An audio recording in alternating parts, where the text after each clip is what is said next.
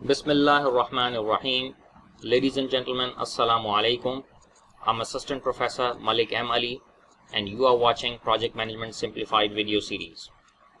In this video, we will discuss about project planning process group by using a case study as we have mentioned earlier in the previous lesson. Now these are the topics which have been covered in the current video in the same sequence as mentioned over here. अच्छा जनाब, project initiation process group के बाद जो दूसरा process group है वो है project planning. Project planning में हम प्रोजेक्ट को एग्जीक्यूट कैसे करना है, मॉनिटर कैसे करना है, कंट्रोल कैसे करना है, क्लोज कैसे करना है, यहाँ तक के प्रोजेक्ट को प्लान कैसे करना है, ये सब चीज़ें प्रोजेक्ट प्लानिंग के अंदर हम तय करते हैं। तो इसमें मुख्तलिफ आप देखेंगे लेफ्ट हैंड साइड पे नॉलेज एरियाज हैं और हर नॉलेज एरिया के अगेंस्ट कुछ ना कुछ लिखा हुआ है। सबसे पहले project integration management knowledge area है। इसमें हम प्रोजेक्ट मैनेजमेंट प्लान बनाते हैं। ये असल में मेन डॉक्यूमेंट है प्रोजेक्ट प्लानिंग का, प्रोजेक्ट मैनेजमेंट प्लान। इसमें प्रोजेक्ट आप पूरे का पूरा किस तरह एग्जीक्यूट करेंगे, किस तरह मॉनिटर करेंगे, किस तरह कंट्रोल करेंगे, किस तरह क्लोज करेंगे और इवन किस तरह प्लान करेंगे, ये सब चीज़ें इस डॉक्यूमेंट के अंदर मेंशन्ड होती हैं।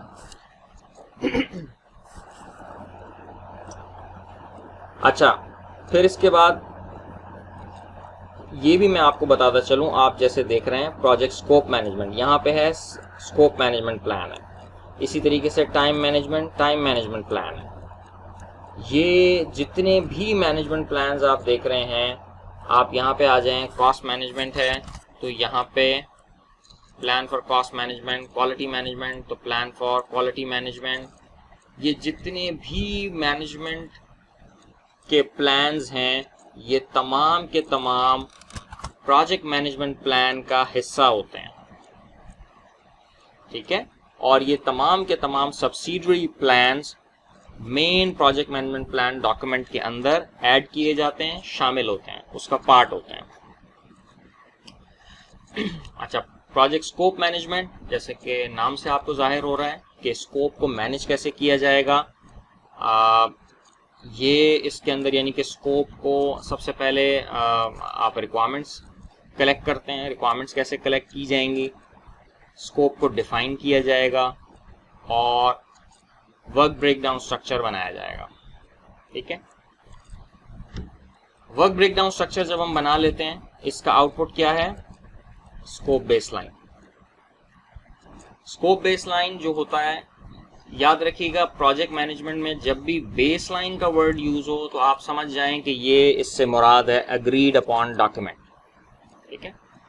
स्कोप बेसलाइन से मुराद एक ऐसा डॉक्यूमेंट स्कोप का जो कि अग्रीड अपॉन है, तमाम स्टेक होल्डर्स के उसके ऊपर साइन है और तमाम स्टेक होल्डर्स उससे मुत्तफिक हैं। स्कोप बेसलाइन क्या होता है, basically combination of project scope plus WBS, work breakdown structure, ठीक है। वर्क ब्रेकडाउन स्ट्रक्चर बेसिकली हम कहते हैं नंबर ऑफ एक्टिविटीज को जो हम परफॉर्म करते हैं किसी भी प्रोजेक्ट को शुरू से आखिर तक कंप्लीट करने के लिए। तो ये चीज़ आती है वर्क ब्रेकडाउन स्ट्रक्चर में कि क्या क्या काम हमें करने हैं, ठीक है। उसका सैंपल अभी हम देखते हैं आगे। फिर उसके बाद है प्रोजेक्ट की स्केड्यूल मैनेजमेंट है। स्केड्यूल मैनेजमेंट प्लान हमने बनाया और स्केड्यूल मैनेजमेंट प्लान में और क्या चीज़ें होंगी। स्केड्यूल मैनेजमेंट प्लान डेफिनेटली हम इसमें ये तय करेंगे कि हम स्केड्यूल को कैसे मैनेज करेंगे, ओवरऑल कंट्रोल कैसे करेंगे। तो इसमें जो एक्टिविटीज़ हैं, सबसे पहले हमें एक्टिविटीज़ डिफाइन करनी होंगी कि हमारे पास एक्टिविटी लिस्ट क्या है। जब WBS हमारे पास आ जाएगा तो WBS से हमें पता चल जाएगा कि हमें कौन कौन सी एक्टिविटीज़ रिक्वायर्ड होंगी इस प्रोजेक्ट को एग्जीक्यूट करने के लिए। सबसे पहले एक्टिविटी हमने डिफाइन की। फिर दूसरे नंबर पे एक्टिविटी सीक्वेंसिंग है, कि कौन सी एक्टिविटी पहले होगी, कौन सी एक्टिविटी बाद में होगी। फिर एस्टिमेट एक्टिविटी रिसोर्सेज के किसी एक्टिविटी को करने के लिए क्या रिसोर्सेज चाहिए होंगी, इसमें मटेरियल्स भी हो सकते हैं, ह्यूमन रिसोर्स भी हो सकती है। इसके अलावा कौन सी एक्टिविटी कितने ड्यूरेशन में कंप्लीट होगी, ये सब चीज़ें जब हमारे पास तय हो जाती हैं तो आखिर में हम स्केड्यूल बनाते हैं, और स्केड्यूल हम बनाते हैं in a form of Gantt chart. ठीक है, यहाँ पे हम गैंट चार्ट बनाते हैं जो स्केड्यूल हम बनाते हैं। अब ये जो स्केड्यूल है, यहाँ पे आप देखें दो चीज़ें आपके सामने नज़र आ रही होंगी, एक है स्केड्यूल बेसलाइन और एक है प्रोजेक्ट स्केड्यूल। इन दोनों चीज़ों में क्या फ़र्क है? स्केड्यूल बेसलाइन कहते हैं जो हमारा प्लान डॉक्यूमेंट है, तमाम स्टेक होल्डर्स ने जिस पे साइन किया हुआ है, अग्रीड अपॉन प्लान डॉक्यूमेंट, कि भाई हमने ये माइलस्टोन इस वक्त से इस वक्त के दरमियान कंप्लीट कर लेना है और ये रिसोर्सेज रिक्वायर्ड होंगी। इसी तरीके से ये माइलस्टोन ये साहब इस वक्त से इस वक्त तक इन रिसोर्सेज के साथ कंप्लीट करेंगे, so on and so fourth. जितनी भी उसमें माइलस्टोन्स हैं या जितने भी WBS हैं, उसको सामने रखते हुए ये आपने स्केड्यूल बेसलाइन बना ली। प्रोजेक्ट स्केड्यूल क्या चीज़ होती है? जब आप प्रोजेक्ट रन कर रहे होते हैं तो current status of a project, इसको हम कलर्ड इन गैंट चार्ट भी बोलते हैं। कलर्ड इन गैंट चार्ट यानी प्रोजेक्ट स्केड्यूल वो है कि अभी इस वक्त करंटली प्रोजेक्ट की क्या कंडीशन है। 6 महीने का प्रोजेक्ट है, 3 महीने के बाद अगर आपसे कहा जाए कि अभी आप बताएं प्रोजेक्ट की क्या सिचुएशन है, तो ये जो गैंट चार्ट आप शो करेंगे, जो कि नॉर्मली कलर्ड इन गैंट चार्ट कहलाता है, ये होगा प्रोजेक्ट स्केड्यूल। और स्केड्यूल बेसलाइन वो है जो कि अग्रीड अपॉन बेसलाइन है कि ये प्रोजेक्ट 6 महीने में इतनी रिसोर्सेज के साथ ऐसे ऐसे कंप्लीट होगा। ये जो पूरा प्लान है ये कहलाता है स्केड्यूल बेसलाइन। ठीक है, कॉस्ट मैनेजमेंट में हम आते हैं। कॉस्ट मैनेजमेंट जो है वो हमें प्रोजेक्ट की कॉस्ट वगैरह को एस्टिमेट कैसे करना है, बजट कैसे बनाना है वगैरह वगैरह, ये सारी जो डिटेल्स होती हैं कॉस्ट मैनेजमेंट प्लान्स के अंदर होती हैं। जैसे आप देख सकते हैं कॉस्ट एस्टिमेशन के अंदर एक्टिविटी कॉस्ट है, बेसिस ऑफ एस्टिमेट्स क्या हैं कि इस एक्टिविटी के इतने पैसे क्यों लगेंगे, और इसी तरीके से डिटरमिन बजट कॉस्ट बेसलाइन है, और प्रोजेक्ट फंडिंग रिक्वायरमेंट्स हैं। बजट की जब हम बात करते हैं तो पूरे प्रोजेक्ट के बजट की बात करते हैं, एनुअल बजट की बात करते हैं, या कंपनी की जैसे भी पॉलिसी होती है उसके हिसाब से ओवरऑल एक टाइम ड्यूरेशन के बजट की बात करते हैं। वैसे अगर हम कॉस्ट बेसलाइन की बात करते हैं तो cost baseline individually work breakdown structure, ये वर्क पैकेज कितने अरसे में कौन शख्स कंप्लीट करेगा और कितने में कंप्लीट करेगा, क्या क्या रिसोर्सेज रिक्वायर्ड होंगी, तो उन सब चीज़ों को एडअप जब हम करते हैं तो उससे बनता है कॉस्ट बेसलाइन। ठीक है, और बजट पूरे प्रोजेक्ट का बजट कि ये पूरा प्रोजेक्ट कितने अरसे में कितनी कीमत में कंप्लीट होगा। क्वालिटी मैनेजमेंट पे आते हैं। सबसे पहले तो हमें ये देखना होता है कि क्वालिटी से क्या मुराद है इस पर्टिकुलर प्रोजेक्ट के लिए, कौन से क्वालिटी पैरामीटर्स हैं जिनको हमें फोकस करना है इस पर्टिकुलर प्रोजेक्ट के लिए। तो और फिर वो जो क्वालिटी के जो पैरामीटर्स हैं उनको हम मेजर कैसे करेंगे, क्लाइंट की क्या रिक्वायरमेंट्स हैं उन क्वालिटी पैरामीटर्स के बारे में, क्लाइंट क्या समझता है, उसकी क्या डिमांड्स हैं, उन तमाम डिमांड्स को फुलफिल किया जाएगा और कैसे फुलफिल किया जाएगा ये सब हम तय करेंगे प्लान फॉर क्वालिटी मैनेजमेंट। अच्छा, आगे हम चलते हैं human resource management. Human resource management नाम से जाहिर है ह्यूमन रिसोर्स को किस तरीके से मैनेज किया जाएगा, ये ह्यूमन रिसोर्स मैनेजमेंट से ताल्लुक है। वैसे ये तमाम नॉलेज एरियाज हम डिटेल में डिस्कस करेंगे जब स्टेप बाय स्टेप एक एक नॉलेज एरिया के ऊपर हम बात करेंगे। प्लान फॉर कम्युनिकेशंस मैनेजमेंट, इसमें कम्युनिकेशन मैनेजमेंट से मुतालिक पूरी प्लानिंग होती है कि सबसे पहले कम्युनिकेशंस की रिक्वायरमेंट्स क्या हैं, स्टेक होल्डर्स कौन से हैं, किस स्टेक होल्डर की कम्युनिकेशन की क्या रिक्वायरमेंट है, कम्युनिकेशन की फ्रीक्वेंसी क्या होगी, कम्युनिकेशन का मोड क्या होगा, हम किस तरह से कम्युनिकेट करेंगे वगैरह वगैरह, कौन कम्युनिकेट करेगा, किसको कम्युनिकेट करेगा, ये सारी डिटेल्स जो हैं कम्युनिकेशन मैनेजमेंट में हम तय करते हैं।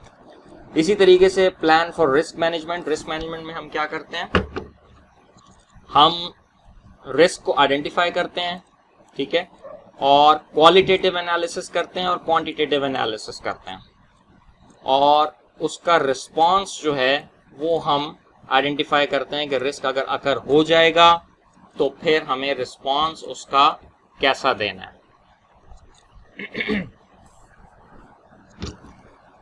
प्रोजेक्ट प्रोक्योरमेंट मैनेजमेंट, इसके अंदर प्रोजेक्ट की जो सप्लाईज वगैरह हैं उनकी प्रोक्योरमेंट से मुतालिक प्लान होता है। स्टेक होल्डर मैनेजमेंट में हमें ये देखना होता है कि स्टेक होल्डर को हम कैसे ऑन बोर्ड रख सकते हैं और अपने साथ उसको मैनेज कर सकते हैं। इसमें कम्युनिकेशन एक सबसे इम्पॉर्टेंट टूल होता है स्टेक होल्डर को मैनेज करने के लिए। बहरहाल ये एक ओवरव्यू मैंने आपको दिया है। ये तमाम नॉलेज एरियाज, इनके इंडिविजुअल प्लान्स इस बड़े प्रोजेक्ट मैनेजमेंट प्लान का हिस्सा बनते हैं, और ये है आपकी प्रोजेक्ट की प्लानिंग। इसके बाद आप ये देखिए पिमबॉक गाइड से ये पिक्चर ली गई है। इसमें ये देखिए प्रोजेक्ट इंटीग्रेशन मैनेजमेंट के अंदर आ रहा है। ये जो हम प्रोजेक्ट मैनेजमेंट प्लान बनाते हैं ये प्रोजेक्ट इंटीग्रेशन मैनेजमेंट का हिस्सा है, ठीक है। तो आप ये देखिए कि ये कॉस्ट मैनेजमेंट भी डील कर रहा है, ये स्केड्यूल मैनेजमेंट भी डील कर रहा है, स्कोप मैनेजमेंट भी ये डील कर रहा है, ये प्रोक्योरमेंट मैनेजमेंट भी डील कर रहा है, क्वालिटी मैनेजमेंट भी डील कर रहा है, ह्यूमन रिसोर्स मैनेजमेंट भी डील कर रहा है। ये तमाम के तमाम रिस्क है, कम्युनिकेशंस हैं, ये सारी चीज़ें हैं। तो ये देखिए प्रोजेक्ट मैनेजमेंट प्लान जो है वो प्रोजेक्ट इंटीग्रेशन मैनेजमेंट का बेसिकली हिस्सा है, और ये तमाम नॉलेज एरियाज के अगेंस्ट प्रोजेक्ट के प्लान को तय करता है, ठीक है।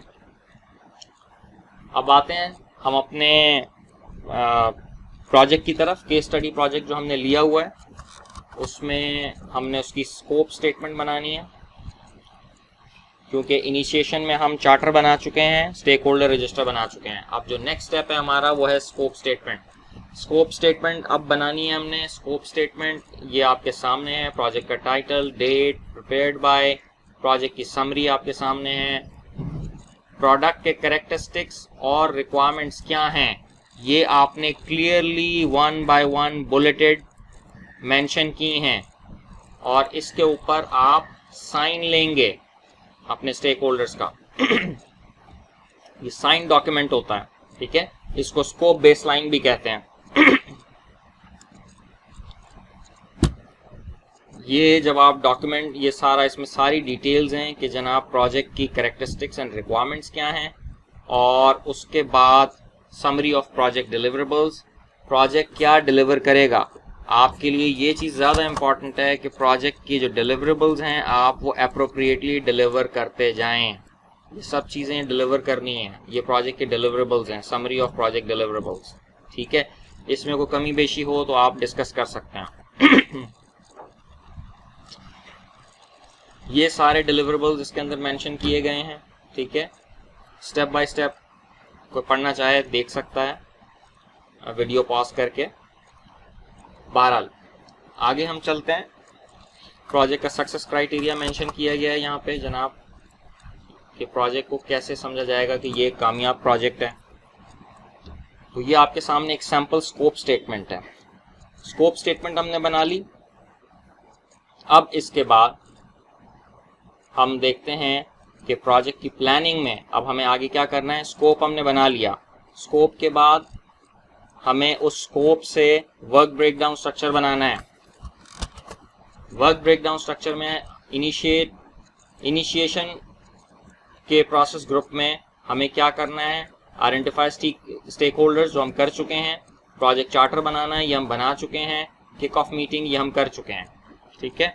ये 3 काम हमें करने हैं। फिर उसके बाद प्लानिंग में होल टीम प्लानिंग मीटिंग, पूरी टीम को ऑन बोर्ड लेकर प्लान कर रहे हैं प्रोजेक्ट को किस तरह से लेकर चलना है हमें।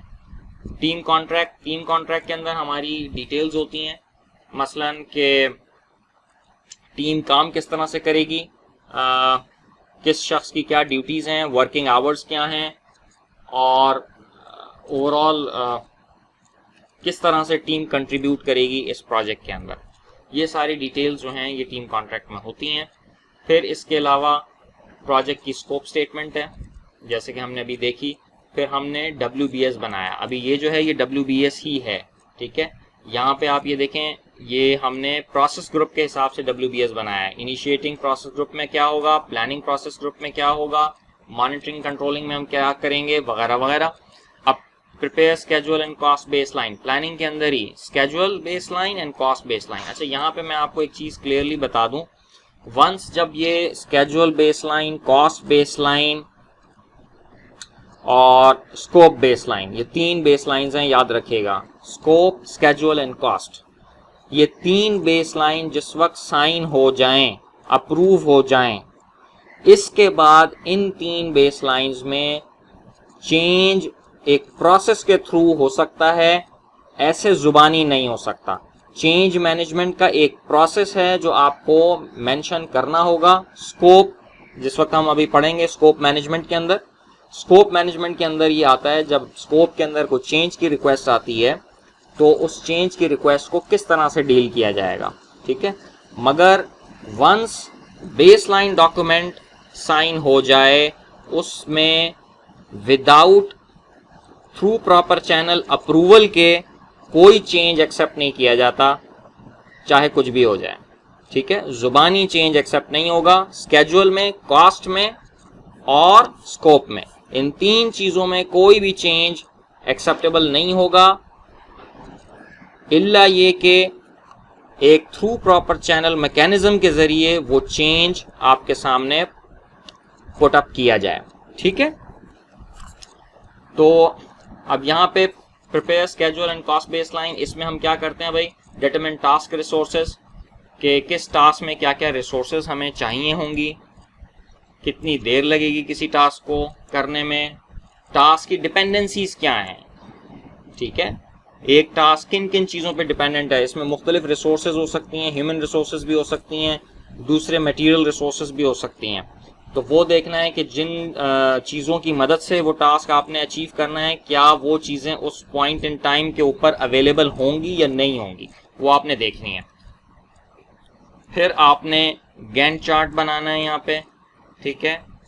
Review and finalise Gantt chart आपने किया। फिर उसके बाद आपने रिस्क की आइडेंटिफिकेशन की, रिस्क रजिस्टर आइडेंटिफिकेशन की, उसकी प्रायोरिटाइजेशन की।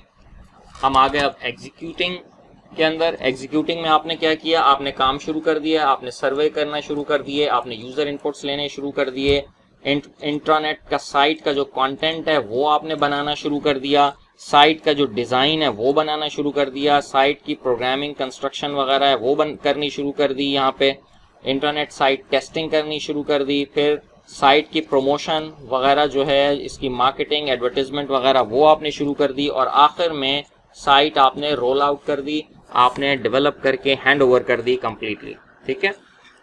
इसके बाद एग्जीक्यूटिंग के अंदर ही आपने प्रोजेक्ट बेनिफिट्स मेजरमेंट करना है। ये प्रोजेक्ट बेनिफिट्स मेजरमेंट आपने इनिशियली, जो आपको याद होगा, हमने जब चार्टर बनाया था तो उसमें प्रोजेक्ट बेनिफिट मैनेजमेंट प्लान एक था, उसके मुताबिक आपने देखना है कि क्या प्रोजेक्ट अपने बेनिफिट्स अचीव कर रहा है, जिस जैसी प्लानिंग थी उसके मुताबिक, हाँ कि ना, कितना कर रहा है, मेजर करने की सलाहियत होनी चाहिए, 50% कर रहा है, 80% कर रहा है, 100% कर रहा है, 200% कर रहा है, ये आपको प्रोजेक्ट बेनिफिट्स मेजरमेंट से पता चलेगा।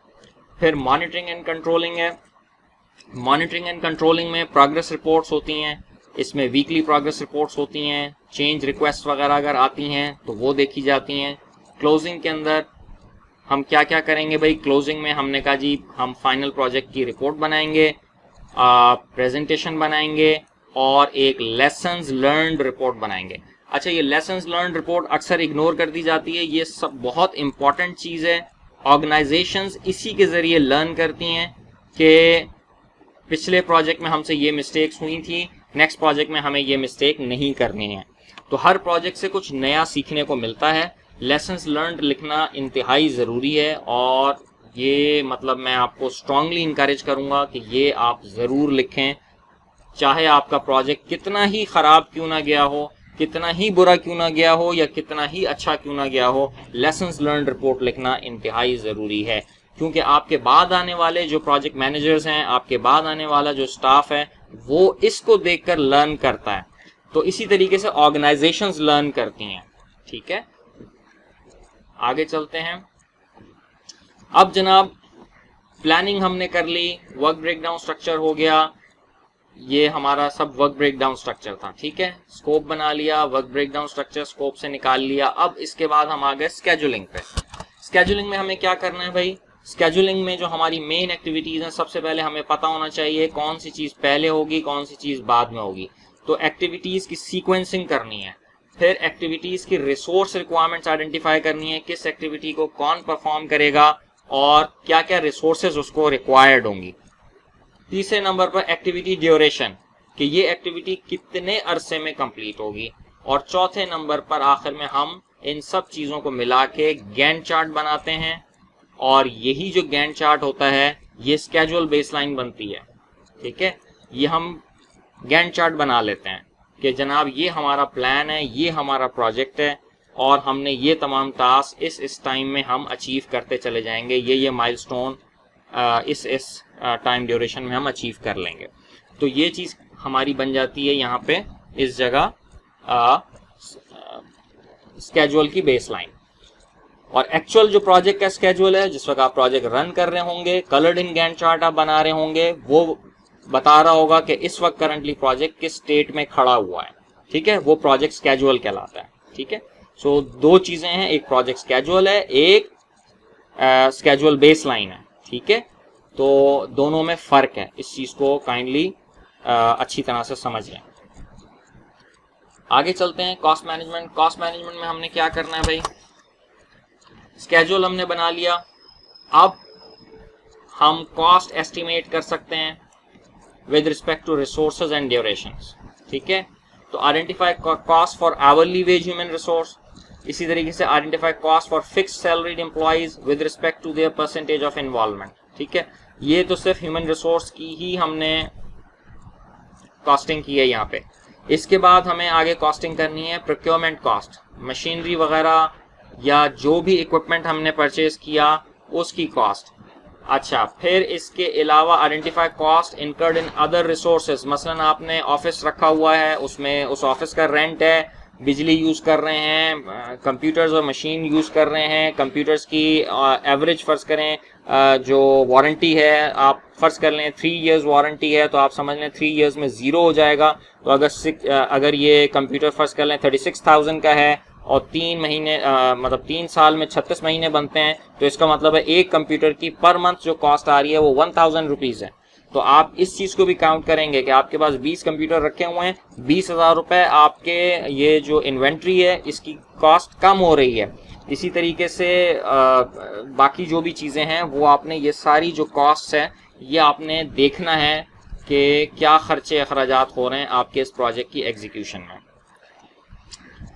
अच्छा, फिर आपने देखना है check cost estimate with respect to budget constraints. ठीक है, बजट के जो कंस्ट्रेंट्स हैं उसके हिसाब से आपने कॉस्ट एस्टिमेट्स को चेक करना है कि हमारी जो कॉस्टिंग है वो कहाँ जा रही है, बजट से ऊपर जा रही है, बजट से नीचे जा रही है, और अगर ऊपर जा रही है तो उसको विद इन द बजट लाने के लिए क्या इकदाम किए जा सकते हैं, या अगर विद इन द बजट नहीं आ सकती तो क्या स्टेक होल्डर्स से फिर नेगोशिएट किया जा सकता है कि वो बजट को बढ़ाएं। मगर उसके लिए फिर आपके पास अच्छा होमवर्क होना चाहिए, स्ट्रॉन्ग रीजंस होनी चाहिए, तभी आप स्टेक होल्डर्स के पास दोबारा वापस जा सकते हैं। इसके बाद आते हैं हम रिस्क मैनेजमेंट के ऊपर।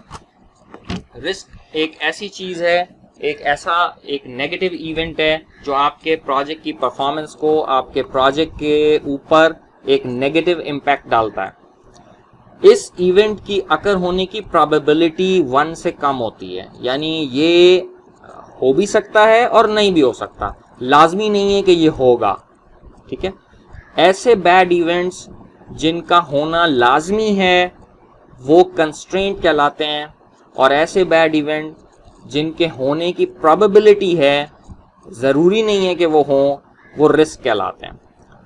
तो सबसे पहला काम ये है, अच्छा जहाँ तक कंस्ट्रेंट्स का ताल्लुक है, कंस्ट्रेंट्स के अगेंस्ट तो हमने प्रोजेक्ट चार्टर में डिस्कस किया था। कंस्ट्रेंट्स हम मेंशन करेंगे और कंस्ट्रेंट्स के अगेंस्ट उनका रिस्पांस जो है वो हम तैयार रखेंगे। रिस्क जो है, रिस्क हमें सबसे पहले लिस्ट करने हैं कि हमारे पास रिस्क कौन कौन से हैं, हमारे प्रोजेक्ट किन किन रिस्क के अगेंस्ट एक्सपोज्ड है। फिर हम रिस्क को 1 to 5 के स्केल के ऊपर हम मेजर करेंगे, ठीक है, जिसमें 1 जो है वो मिनिमम है और 5 मैक्सिमम है। फिर उसके बाद कैटेगराइज करेंगे हम रिस्क को with respect to their likelihood of occurrence and with respect to their impact gravity on the above mentioned scale. यानी कि एक तो ये कि होने के चांसेस कितने हैं, दूसरा ये कि उनका इम्पैक्ट कितना ज्यादा होगा। फर्ज करें आपने एक रिस्क आइडेंटिफाई किया, उस रिस्क का नाम है एक्स की आपने कहा लाइकलीहुड जो है वो 1 से 5 के स्केल में है 4, ठीक है, और इम्पैक्ट जो है आपने कहा अगर ये एक्स अगर हो जाता है तो 1 से 5 के स्केल में इसका इम्पैक्ट है 2। तो अब आपने क्या करना है, अब आपने इनको मल्टीप्लाई करना है, ठीक है, इन दोनों को आपने मल्टीप्लाई करना है। 4 और 2 को आप मल्टीप्लाई करें तो जवाब आपके पास आएगा 8। तो अगर मल्टीप्लिकेशन के बाद यानी लाइकलीहुड और इम्पैक्ट इन दोनों का जो हमारे पास स्कोर आ रहा है, इसको जब हम मल्टीप्लाई करते हैं, अगर इसका जवाब सिंगल डिजिट में आए तो इसका मतलब यह है कि ये रिस्क इतना खतरनाक नहीं है, इसके लिए प्लान करना जरूरी नहीं है। हाँ, अगर रिस्क खतरनाक है और वो हमें पता चलेगा उसके डबल डिजिट में, फर्ज कर लें आपने कहा कि इसका इम्पैक्ट जो है वो 3 होगा, 1 to 5 के स्केल में इसका इम्पैक्ट 3 है और लाइकलीहुड 4 है, तो अब ये जो है ये बन जाएगा 4 into 3 12 बन जाएगा और ये डबल डिजिट में आ गया। जब डबल डिजिट में आ जाए आपका रिस्क, अब इसके अगेंस्ट रिस्पांस तैयार करना इंतहाई ज़रूरी है, ठीक है। तो यूं हम रिस्क को आइडेंटिफाई करते हैं, उसकी लाइकलीहुड हम देखेंगे, उसका इम्पैक्ट हम देखेंगे और इम्पैक्ट और लाइकलीहुड को मल्टीप्लाई करेंगे। अगर वो सिंगल डिजिट में है तो प्लान करने की ज़रूरत नहीं है, अलबत्ता अपने पास लिस्ट करके रखें उसको, और अगर वो डबल डिजिट में चला जाता है तो प्रॉपर उसका रिस्पांस तैयार करके रखें, प्लान तैयार करके रखें कि अगर ये रिस्क अकर हो गया तो हम इसको कैसे डील करेंगे। अच्छा, यही बात कह रहे हैं, response strategy with each risk need to be identified, ठीक है। आगे है लिस्ट ऑफ पोटेंशियल रिस्क्स। अब इस करंट प्रोजेक्ट के अंदर हमारे जो पोटेंशियल रिस्क्स हैं वो कौन कौन से हैं। Number 1, lack of input from internal consultants, ये एक रिस्क है, ठीक है। आप लोग फाइनल ईयर प्रोजेक्ट पे काम करते हैं, अक्सर ऐसा होता है कि सुपरवाइजर से मुलाकात का टाइम नहीं मिल रहा होता या सुपरवाइजर आपको मुनासिब फीडबैक नहीं दे रहा होता, तो ये क्या है, ये एक पोटेंशियल रिस्क है, lack of input from internal consultants. अब आपने देखना है इस रिस्क का इम्पैक्ट क्या है और इस रिस्क के लाइकलीहुड क्या है।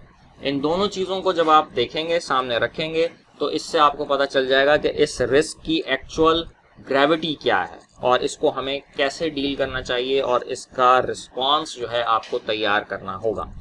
इसी तरीके से lack of inputs from client representatives,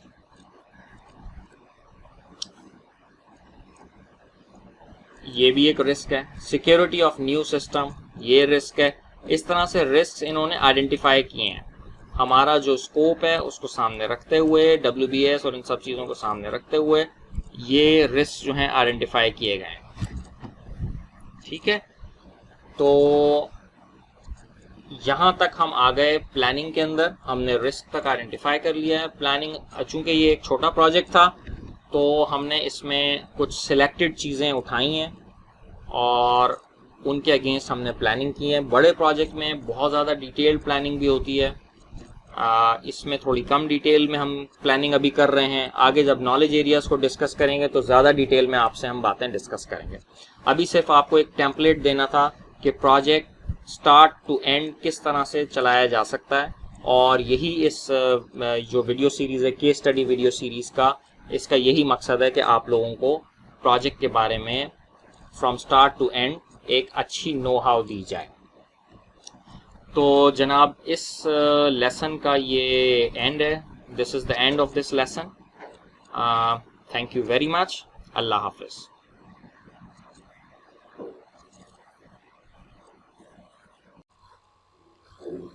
अगर आपको ये वीडियो पसंद आए तो लाइक कीजिए, कमेंट्स में अपनी राय का इजहार कीजिए और बेल आइकॉन को प्रेस करना मत भूलिए।